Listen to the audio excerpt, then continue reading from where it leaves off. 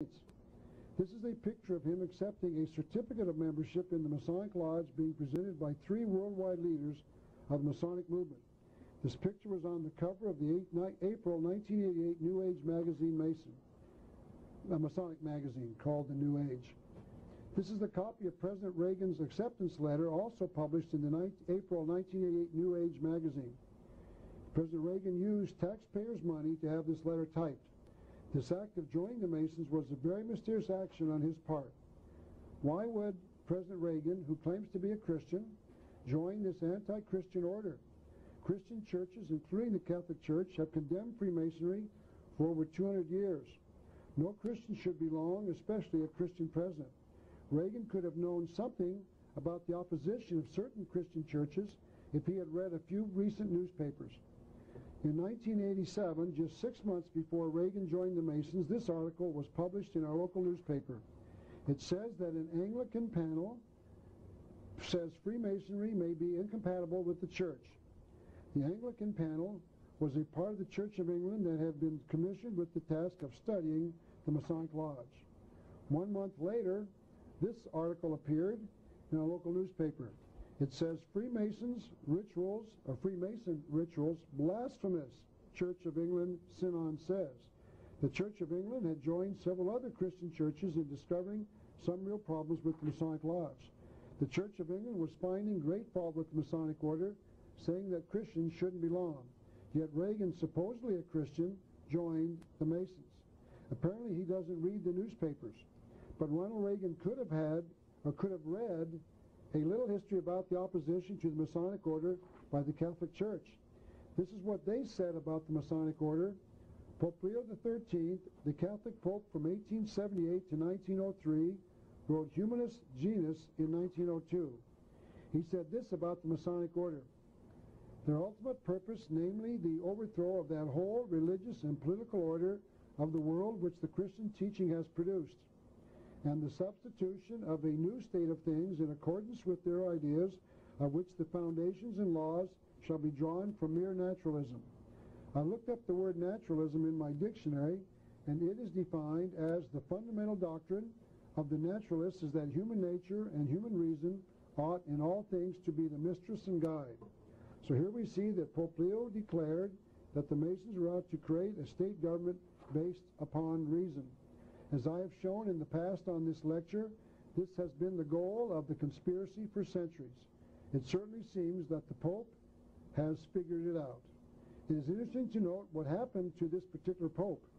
Time magazine on June the 18th, 1984 wrote this: there were whispers about how poison killed Pope Leo XIII in 1903. So maybe the Pope had figured it out, and he was assassinated because he was telling the truth about the Masonic order. But Ronald Reagan apparently knew nothing about this papal bull and therefore ignored it. Reagan still joined the Masons even with all of this opposition, and he claims to be a Christian. One can only presume that he does not read the newspapers, nor does he know anything about the Catholic Church. He could have listened to other presidents who have spoken out about the Masonic order. This is one. This is a slide of John Quincy Adams, the 6th President of the United States, and he was one such president who spoke out about Masonry. He wrote this in 1833 about the Masonic Lodge: I do conscientiously and sincerely believe that the order of Freemasonry, if not the greatest, is one of the greatest moral and political evils under which the Union is now laboring. He continued, Masonry is a conspiracy of the few against the equal rights of the many, anti-republican in its sap. And the word sap, of course, means vitality. He was saying that Freemasonry was opposed to the Republican form of government, meaning that they opposed limited constitutional government. John Quincy Adams continued, I am prepared to complete the demonstration before God and man that the Masonic oath, obligations, and penalties cannot by any possibility be reconciled to the laws of morality, of Christianity, or of the land. So Ronald Reagan did not listen to the Catholic Church, the Church of England, nor John Quincy Adams, and he joined the Masons. In August of 1988, Ronald Reagan delivered the keynote address to the Republican Convention and to the nation. This is what he said in part. With George Bush, I'll know as we approach the new millennium. I think it is a fair question you ask Mr. Reagan what new millennium he's talking about.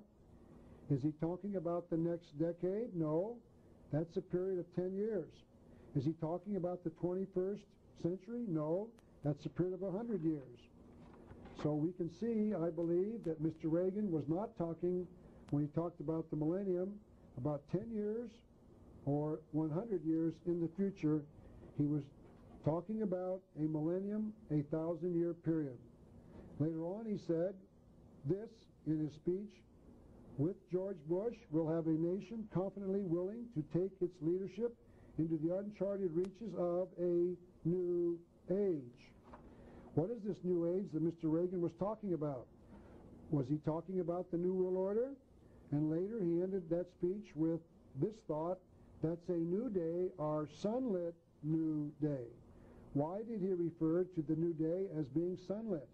Especially about 6 months after he joined the Masonic Lodge. Apparently Mr. Reagan knows something that we don't know. There was one other puzzling thing that occurred around Ronald Reagan. The Washington Monument played a puzzling role in a particular event of the recent past. In January of 1981, President Reagan was sworn in as the President of the United States. In their coverage of that event, Time magazine wrote this, swearing in a president on the Capitol's west front for the first time ever, the President of the United States has traditionally been sworn in on the steps of the east side of the Capitol building, and no president had ever been sworn in on the west front before. But maybe this was done for aesthetic reasons.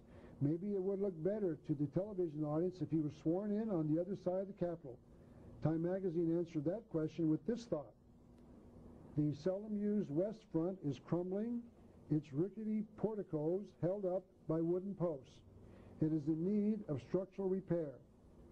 Rather than pop for a major repair job, however, the inaugural committee ordered a hasty coat of white paint and draped a gigantic American flag over the unsightly wooden beams. So the move of the site of the inauguration from one side of the Capitol building to the other was not done for the sake of picking a prettier location. So we must ask if this had another hidden meaning. And Time magazine published this picture of Reagan being inaugurated.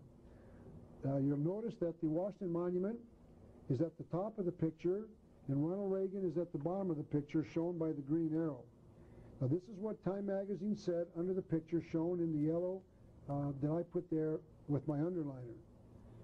Time magazine said, before some 150,000 listeners at the west front of the Capitol, that's how many people were there apparently on the west side, Reagan gazes towards the Washington Monument and delivers his address.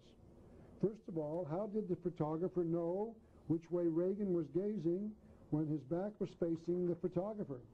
Please don't ask, because Time's photographer would have no answer. Secondly, no other president had ever gazed at the Washington Monument, a symbol of the very presence of the sun god himself in the history of the United States. Why did Ronald Reagan? President Reagan repeated the ceremony on the west front of the Capitol when he was inaugurated for his second term in 1985.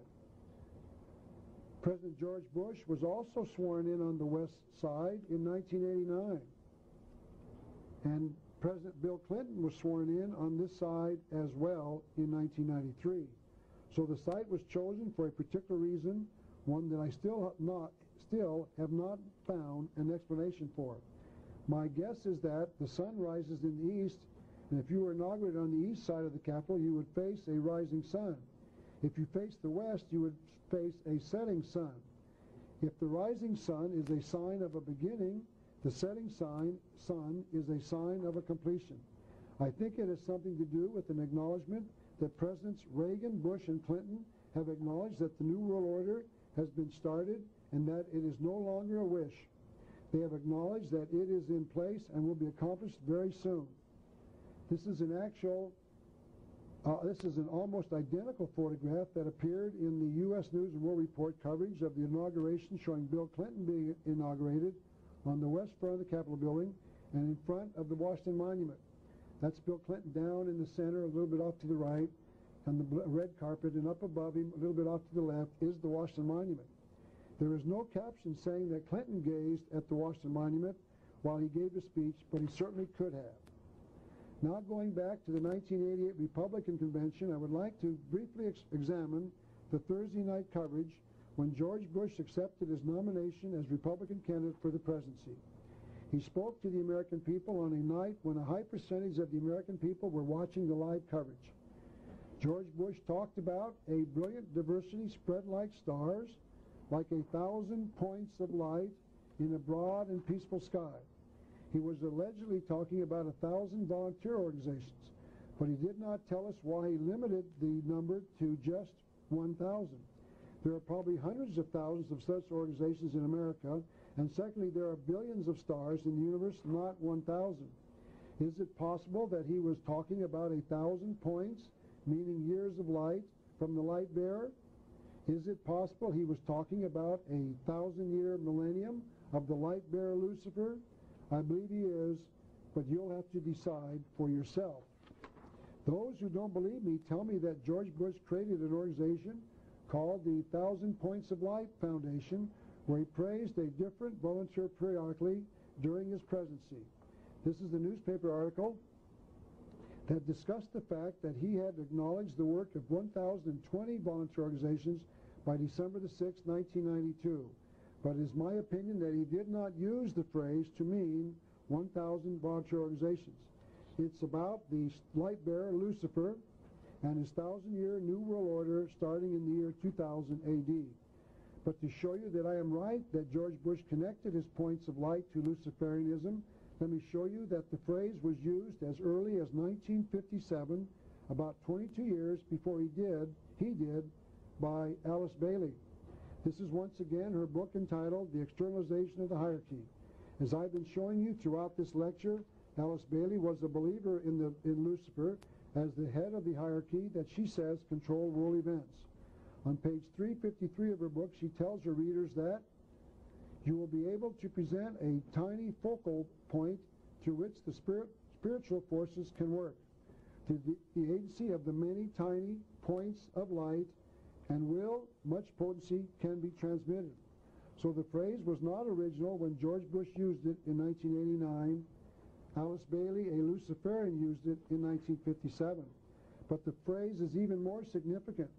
Benjamin Creme, the Luciferian we have quoted often in this lecture as well, referred to the Great Invocation, a prayer-like poem that Lord Maitreya gave to mankind in 1945, about 44 years before George Bush, the phrase that contained this as its first line.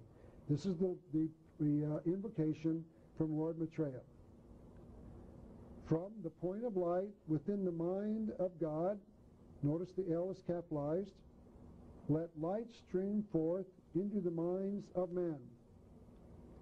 Let light descend on earth. If you'll remember, these conspirators believe that Lucifer is God and that light spelled with the capital L means the truth, that he is the God of the world.